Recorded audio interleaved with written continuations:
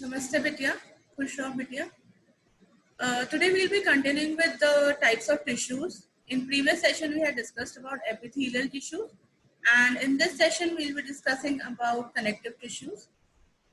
This session is a part of your human physiology for DPT second semester. So let us start with the topic of connective tissues. This is the most abundant tissue in the body, and connective tissue cells are more widely separated from each other than in epithelial tissues, and intercellular substance is present in large amount. These are made up of cells like fibroblasts, fat cells, macrophages, leukocytes, and mast cells. The function of tissues, these connective tissues, is that it provides support. It helps in transporting the materials from one part of the body to another. It helps in storing the energy. It is helpful for protection and insulation. So let's start with fibroblasts. They are large cells with irregular processes. They manufacture collagen and elastic fibers and a matrix of extracellular material. They are active in tissue repair. The fat cells is the second one, which are also known as adipocytes. They occur singly or in groups in many types of connective tissues and are especially abundant in adipose tissue. Third are your macrophages. These are large, irregular shaped cells with granules in the cytoplasm. Important part of the body defense mechanism, they are actively phagocytic, engulfing and digesting cell debris, bacteria, and other foreign bodies. Next are your leukocytes. They are white blood cells and found in number in healthy connective tissue. They are into synthesis and secrete specific defensive antibodies into blood and tissues. Next is mast cells.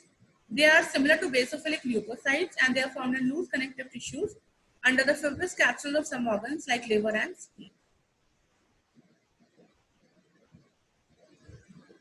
Now we'll study about the types of connective tissues.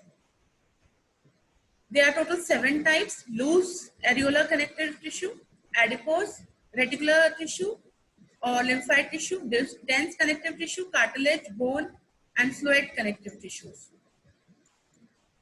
So let's start with loose areolar connective tissue.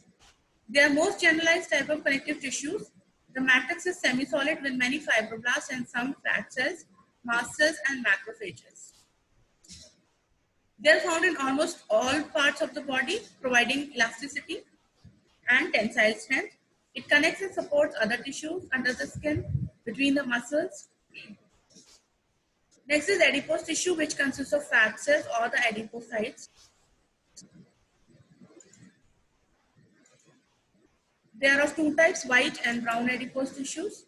Next is lymphoid or reticular tissues. They have a semi-solid matrix with fine branching reticular fibers. They contain reticular cells and white blood cells.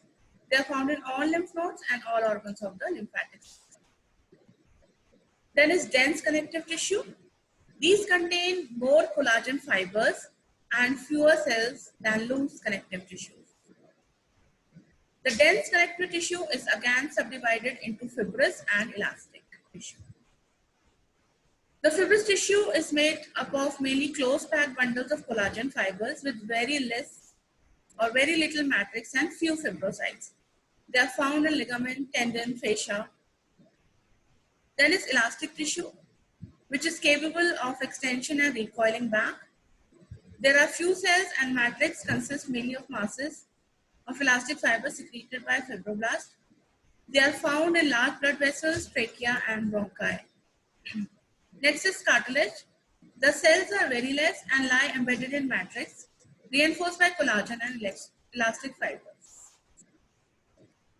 They are of 3 types: hyaline, fibrocartilage, and elastic fibrocartilage.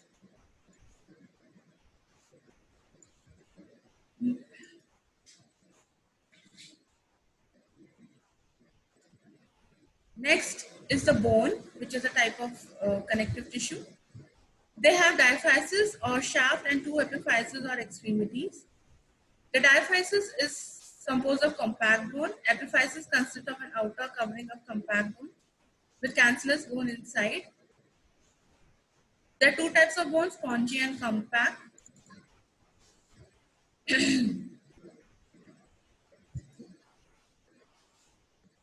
Then we'll come to fluid connective tissue. They have a large number of different types of cells suspended in a fluid formed substance, that is matrix. They are the blood and the lymph. So the examples are your blood and the lymph. So this is all in your connective tissue. We will be continuing the next session of tissues again. And I hope you understood this session well. This is all for today. And if you have any doubts, just inbox a comment. And this session is digitally powered by Digital 2.0, Jyoti Vidyapeeth Women University. Thank you.